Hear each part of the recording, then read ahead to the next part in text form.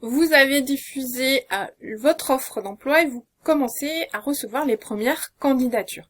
Mais avant de procéder à la présélection des CV, il convient d'élaborer une grille d'analyse afin d'être le plus objectif possible. Donc là, ce que vous pouvez faire, c'est identifier les critères à considérer dans le CV. Vous pouvez aussi compléter par des mots-clés qui vont être importants et surtout si vous utilisez un logiciel de gestion de candidature, eh bien il va vous demander justement ces mots-clés. Néanmoins, ils sont aussi importants si vous faites la présélection manuellement. Et puis, ce qui est intéressant, c'est de définir une grille d'évaluation.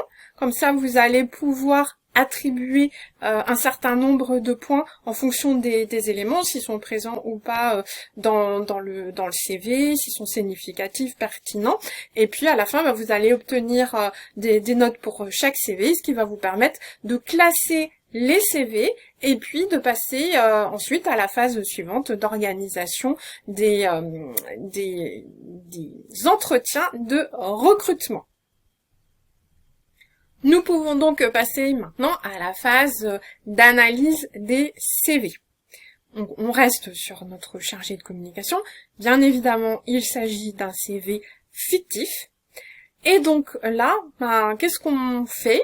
On reprend notre grille, nos mots-clés, et puis on va rechercher, en fait, voilà, ce qu'on avait identifié. Comme par exemple la stratégie de communication, les réseaux sociaux, l'animation de communauté. Voilà, ce type de critères qui sont importants pour le poste. Donc vraiment, on se focalise dessus.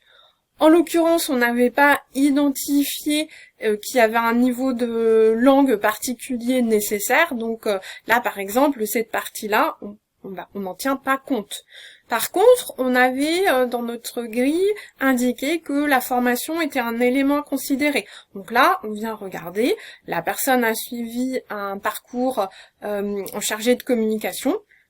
Bien là, ça correspond à ce qu'on avait identifié. Donc on va mettre attribuer un certain nombre de points, par exemple. On avait aussi indiqué que, comme élément à considérer, le secteur d'activité qui pourrait être un plus.